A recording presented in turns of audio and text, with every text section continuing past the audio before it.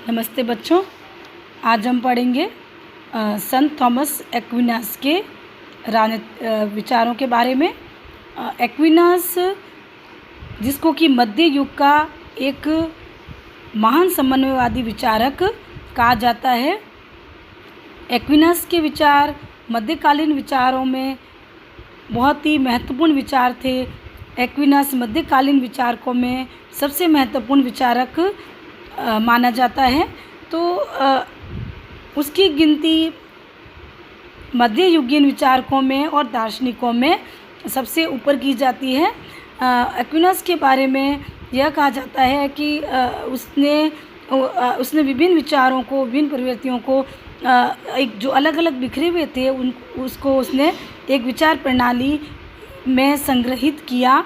तो इस प्रकार एक्विनास मध्य युगीन विचारधारा का प्रतिनिधित्व करता है।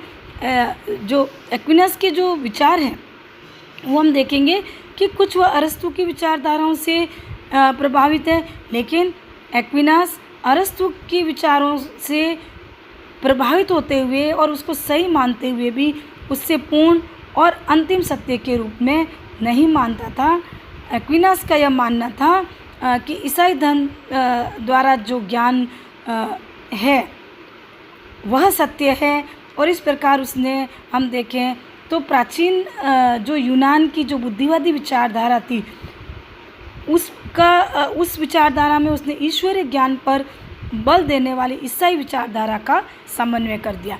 कहने का तात्पर्य है बच्चों कि एक्विनास अरस्तु की विचारधारा से, यूनानी विचारधारा से प्रभावित होने के साथ साथ उसने यूनान की विचारधारा को ईश्वरीय ज्ञान पर आधारित ईसाई धर्म वाली विचारधारा के साथ समन्वित करके उसका एक समन्वित स्वरूप प्रतिपादित किया।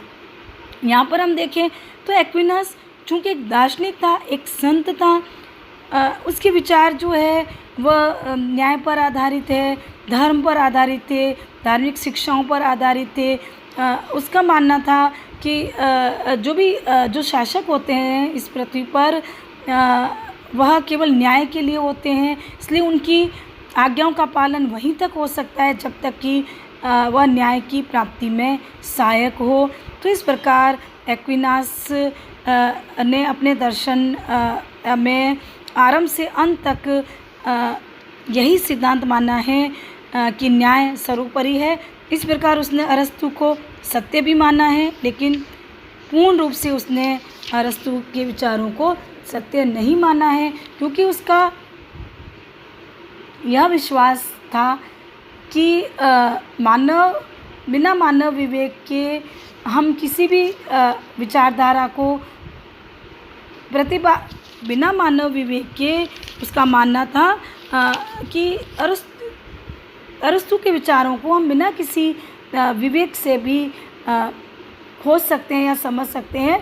लेकिन उसका यह भी मानना था कि जो यूनानी आधार पर हम हमारे दर्शन में या हमारी विचारधारा में हम यूनानी आधार पर एक ईसाई विचारधारा के भवन को या इमारत को खड़ा कर सकते हैं। तो जहाँ अरस्तु ने कहा कि मनुष्य का उद्देश्य एक ऐहिक सुख को प्राप्त करना है, वहीं एक्विनास उसे स्वीकार करते हुए यह भी कहता है कि मानव जीवन का इससे भी एक बड़ा लक्ष्य होता है, जिसकी तुलना में वो सांसारिक सुख गौण होता है, और वह सुख होता है परलौकिक आनंद या मुक्ति को प्राप्त करना। तो इस प्रकार एक्विनास इस बात का प्रतिपादन करता है कि जिस प्रकार हम भौतिक सुख की प्राप्ति के लिए हमें राज्य की आवश्यकता होती है, उसी प्रकार हमें अपने परलौकिक आनंद और सुख की प्राप्ति के लिए चर्च की या ईसाइयत की या ईसाई धर्म की आवश्यकता होती है। तो यहाँ पर एक्विनास ने दोनों विचारधाराओं में एक समन्वय स्थापित किया, लेकिन उसकी दूसरी विचारधारा उस पर सर्वोपरि दिखाई देती है। कानून को अरस्तु एक बुद्धि या विवेक का परिणाम मानता है, लेकिन एक्विनास अरस्तु के इन विचारों से सहमति रखते हुए भी कानून में वह ईश्वर द्वारा प्रदत्त शाश्वत और दैवीय कानूनों को भी सम्मिलित कर लेता है। तो इस प्रकार उसने अरस्तु की प्राकृतिक जगत को तो माना, लेकिन साथ ही उसने उससे भी श्रेष्ठ रूप में उसने ईश्वर की कृपा या ईश्वर के साम्राज्य को या देवीय साम्राज्य को भी एक्विनास ने स्वीकार किया। तो एक्विनास की विचारधारा में उसने एक ऐसे भवन का निर्माण किया जिसकी दीवारें तो अरस्तु के विचारों की थी, लेकिन उसका शिखर जो है वो ईसाई धर्म का था या चर्च जैसी संस्था का था।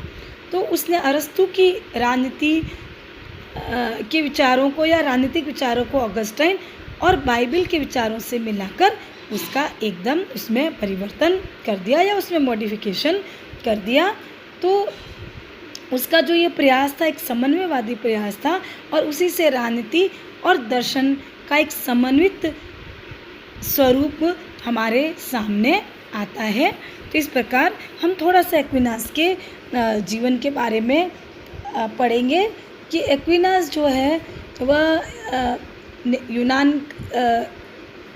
एक्विनास जो है वह उसने उसके जो विचारधारा थी वह एक तरह से संत या धार्मिक विचारधारा थी या वो धर्म से ज़्यादा प्रेरित है एक्विनास। तो इस आधार पर उसका जो कृतियाँ हैं या उसका जो जीवन है या उसकी जो विचारधारा है वह उसी से प्रेरित है, क्योंकि एक्विनास धर्मशास्त्र, अर्थशास्त्र और राजनीतिक शास्त्र का ज्ञाता था और उसी आधार पर उसने अपने राजनीतिक विचारों का परिचय दिया और उसके राजनीतिक विचारों की जो झलक हमें उसकी कृतियों में देखने को मिलती है। इसकी प्रमुख कृतियाँ हैं सुम्मा थियोलॉजिका, अरस्तु की राजनीति पर व्याख्या, राजाओं का शासन और सुम्मा कंट्रा जेंटाइल्स। ये एक्विनास की प्रमुख रचनाएं हैं। इसमें उसके कुछ ग्रंथ ऐसे थे जो उसके अधूरे रह गए थे, बाद में उसके शिष्यों ने उसको पूरा किया था। तो इस प्रकार हम देखें कि इतिहास में एक्विनास एक ऐसा विद्वान हुआ जिसने इधर उधर बिखरे हुए विचारों को क्रमबद्ध किया, संकलित किया और उसके स्पष्टता के साथ उसका एक समन्वित स्वरूप हमारे सामने प्रस्तुत किया। तो एक्विनास के बारे में बच्चों हम पढ़ेंगे। एक्विनास के प्रमुख विचारों में राज्य के बारे में एक्विनास के क्या विचार है, किस प्रकार की शासन व्यवस्था को वह श्रेष्ठ मानता है, और एक्विनास के महत्वपूर्ण विचार है जो अक्सर आपके एग्ज़ाम में क्वेश्चन भी आता है, लॉन्ग क्वेश्चन में भी। एक्विनास के विधि या कानून संबंधित विचार, एक्विनास की विधि संबंधित विचारधारा काफ़ी महत्वपूर्ण है, प्रसिद्ध है, जिसका हम विवेचन करेंगे आगे के व्याख्यानों में। तो एक्विनास जो है उसके विचार हम पढ़ेंगे कि किस प्रकार एक्विनास ने राज्य के बारे में बताया है कि राज्य की उत्पत्ति कैसे हुई या राज्य किस प्रकार की संस्था है। तो राज्य के बारे में एक्विनास ने बताया है कि राज्य की जो उत्पत्ति है वह एक प्रकार से प्राकृतिक है, वह उसको एक प्राकृतिक संस्था मानता है। अरस्तु की तरह, यूनानी दार्शनिकों की तरह वह राज्य को एक ऐसी संस्था मानता है जो मानव के स्वभाव का परिणाम है या मानव की स्वाभाविक सामाजिक और राजनीतिक प्रवृत्तियों का परिणाम है। और राज्य इसलिए आवश्यक